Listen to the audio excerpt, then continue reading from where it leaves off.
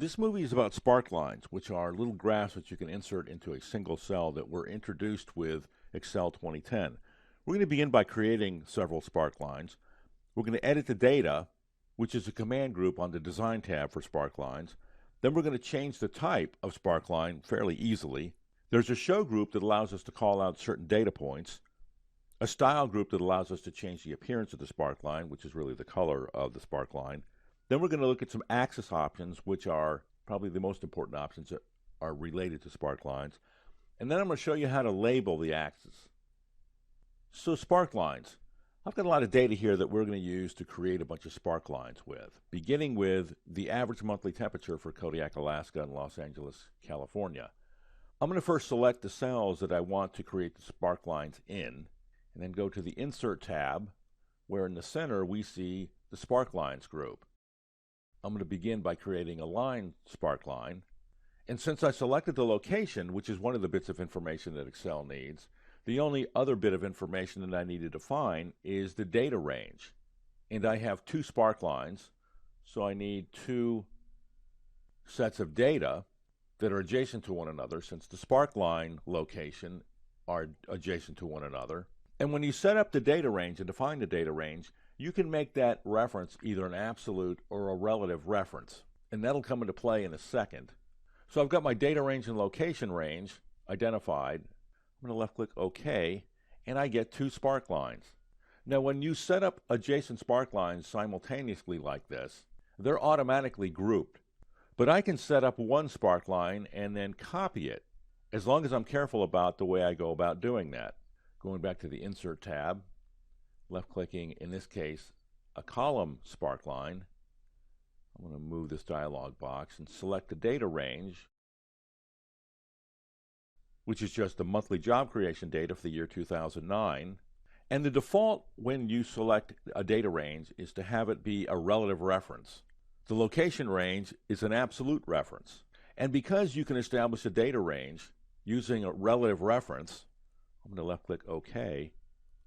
You can copy the sparkline, Control-C, selecting cells 013 and 14 and entering into other cells, as long as the relative position of the sparkline to the data is the same.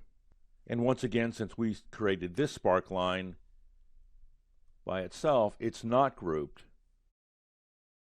And these two sparklines, since we created them at the same time, even though we copied them from the sparkline above, are grouped. So the third type of sparkline is a win-loss sparkline.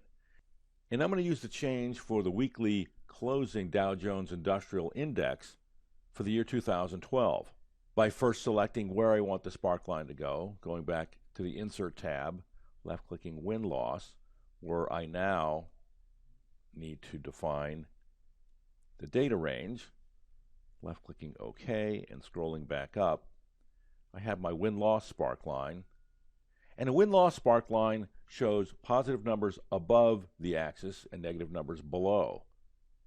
The magnitude of those numbers is basically ignored, so a -1 displays exactly like a -100 or 1,000, and the positive numbers are the same way. So once we establish sparklines, we can then edit the sparklines.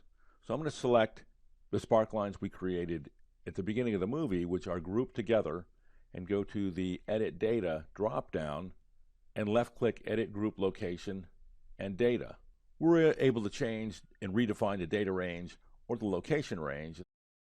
So that's slightly different than the option we get when we edit single sparklines data, because when we choose that, we have the option to edit the data and not the location of the sparkline. I'm going to cancel out of that. And the third option has to do with how we display values that are missing. And I'm going to first create a value that's missing by copying June so I don't forget it and deleting June. And for Kodiak, Alaska, we now have a gap in our sparkline. That is the default setting for how hidden and empty cells are displayed. We can also display them as zeros, which sort of distorts the trend. That may actually be something that would work out better if the sparkline was instead a column sparkline. I'm going to leave it as a line sparkline. Because the other option that we have with hidden and empty cells is to connect the data points, which smooths out the line. That might be a better option for a line Sparkline. I'm going to put that value back in to June. And the last option has to do with whether you want to show data that's hidden in rows and columns. So in the Edit dropdown, there's a button that allows us to transpose the Sparklines. I'm going to create 3 Sparklines. Go to the Insert line. The data range is going to be to the right side of the Sparklines this time, and left-click OK. By default, 1, these Sparklines are grouped, of course. Secondly, they're depicting the data in each row from left to right. But I can select that group of Sparklines, left-click the Edit Data drop-down, and have it switch the row and the column so that now the first Sparkline is showing the data that's in column C, the second one is showing the data in column D, and the third one column E. The thing to note about this as well is that every single one of these Sparklines looks exactly the same, even though it's depicting 3 different numbers. That has to do with the scaling of the Sparklines, which we'll get to in a couple of minutes. So the next group of commands on the Sparkline Tools Design tab, we've already used one time, and that's to change the type of the Sparkline, which you can do easily by just clicking another button. We can change that to a win-loss, and of course they're all wins. I'm going to go back to display that as a line. The next group, the Show group, allows us to call out certain data points. And this is true whether we have a line, column, or win-loss Sparkline. The high data point, I can see some little dots added to the highs on the lines. And if you look closely on the column Sparkline, the second bar from the right has been changed to a slightly lighter color. And on the win-loss, left of center, the same thing has happened. There's a data point that's a slightly lighter shade of blue. And this is true for all of these options. You can call out the high point, the low point, negative points, the first point, last point, and then lastly, you can left-click markers to show all of the data points. The Style group allows us to really just change the color of the Sparkline.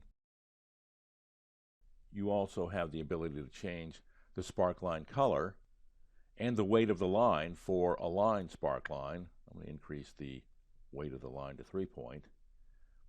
We also have the ability to change the color of the markers.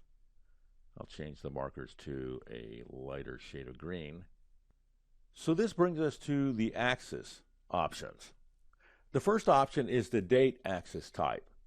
And I'm going to show you what that does by first creating a Sparkline. Insert, I'm going to create a column Sparkline with this data that's associated with a range of dates. We don't select those yet, though. After you create your Sparkline, go back, left-click Date Axis Type, and now Excel asks us for the range of cells where the dates are stored. I'm going to left-click OK, and I get a change in the way the Sparkline is displayed. And what's happened is each one of these Sparkline columns now represent a day.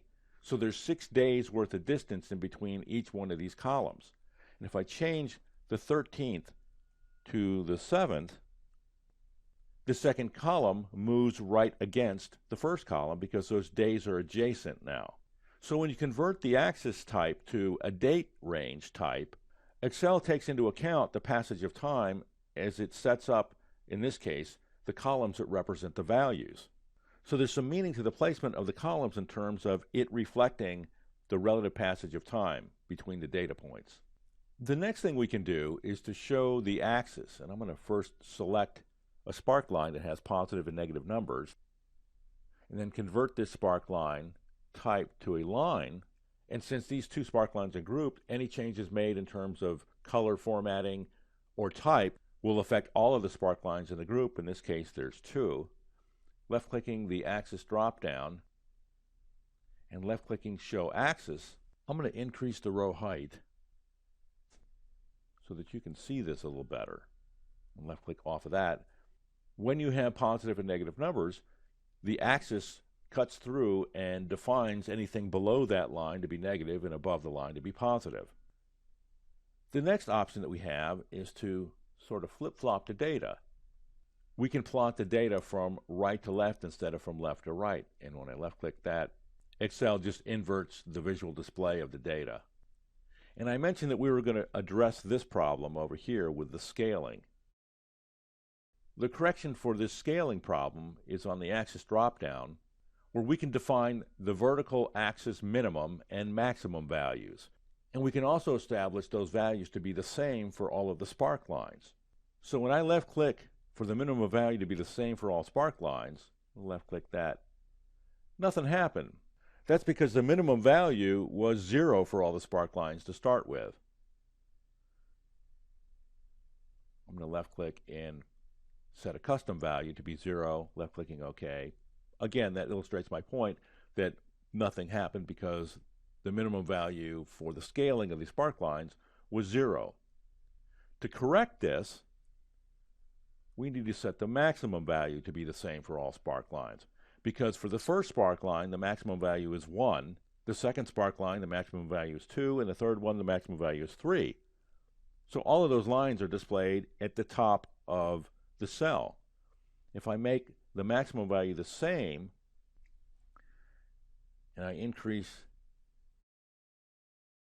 the row height, I now see that this sparkline, which represents 1, is lower in the cell than this sparkline, which represents 2, and that's lower than this, which represents 3.